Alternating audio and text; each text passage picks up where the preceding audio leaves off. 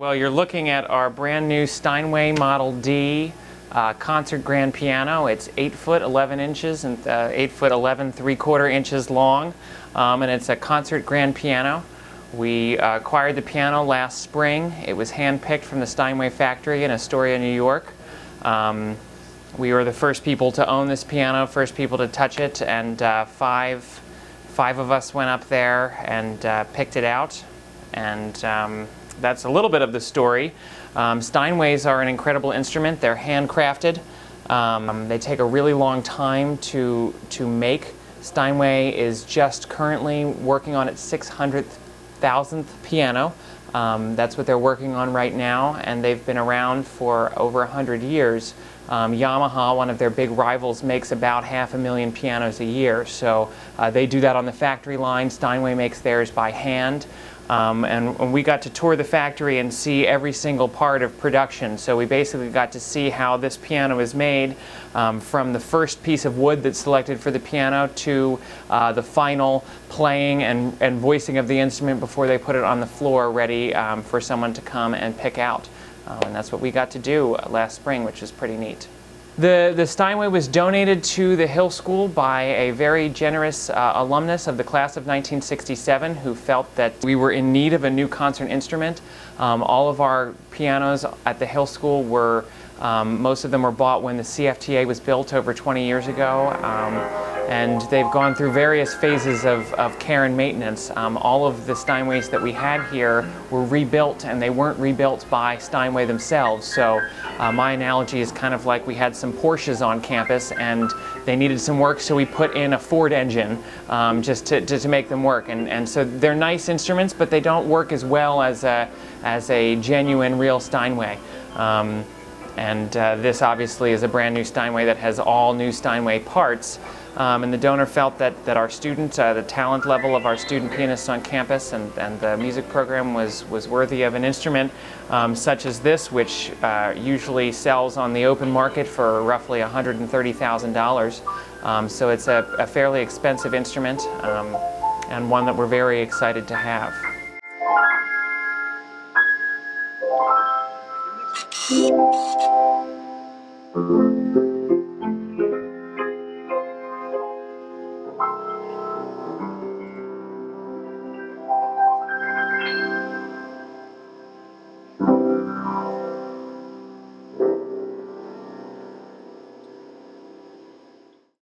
Hi, this is Jimmy Reardon with current events on HillTV. Story number 1, Washington Navy Yard shooting. 34-year-old Aaron Alexis, who was responsible for killing 12 people at the Washington Naval Yard, supposedly told the police last month that 3 individuals prevented him from getting sleep. According to police reports, Alexis claimed that voices coming through the walls of his hotel kept him awake, and that waves of vibrations prevented him from sleeping in his bed. Really, U.S. government? You didn't think to revamp security measures after Edward Snowden? Story number 2. World powers arguing over Syria. Days after the U.S. and Russia reached a deal on getting Syria to give up its chemical weapons, world powers are fighting over the details. The agreement says that Syria must return its weapons in a specific time frame, but there's a debate on what happens if Syria fails to be on time.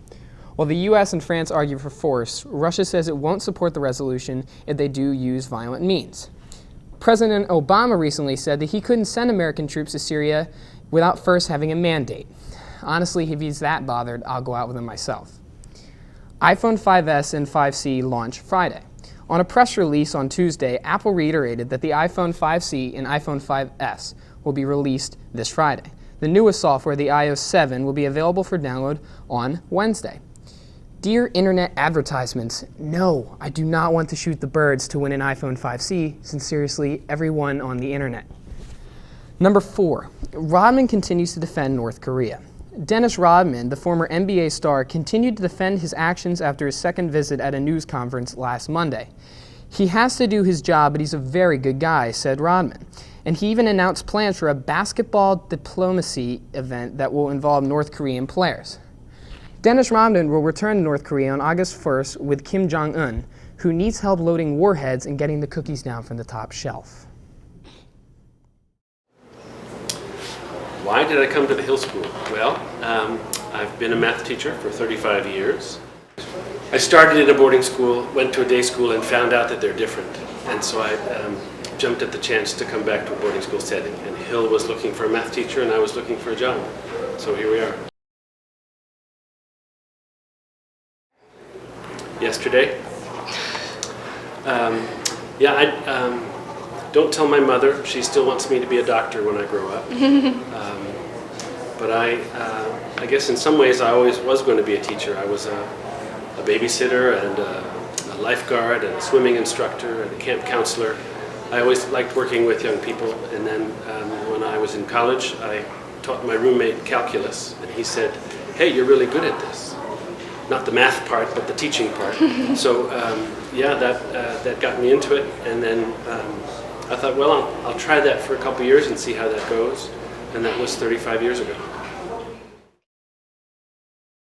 What Hill traditions? I don't plan to jump in the Dell, I'll tell you that much. I don't know enough of them to know which ones I'd want to be a part of. I'm eager to soak up all of the culture here. These walls can talk. There's history here that I want to do honor to and get something from. So I'm looking forward to being part of all of it. I do value the sit-down lunch. I think just a chance to stop in the middle of our work day, just to be together and have a meal, I think is a lovely thing. So I do like that a lot.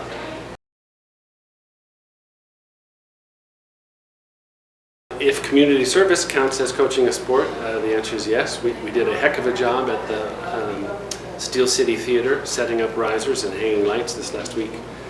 No, I was a gymnast in high school and college, and so I've coached gymnastics and diving, and I also coached a lot of tennis actually in my earlier teaching years, but all of those positions are staffed. Well, you don't have a gymnastics team.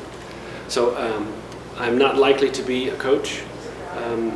But I might find a job as a helper. I'm happy to do wherever I can be of service. What do you say to someone who's interested in a career in teaching? Try it. Find a way to be in a teaching role at some level as a volunteer perhaps, or working in a church group or something like that, just to see what that role is like. My father said, if you find something that you love to do, you'll never work a day in your life, and that's been the case for me. It's a joy. So try it, and if you get bit by the bug, you'll know, and it'll stay with you.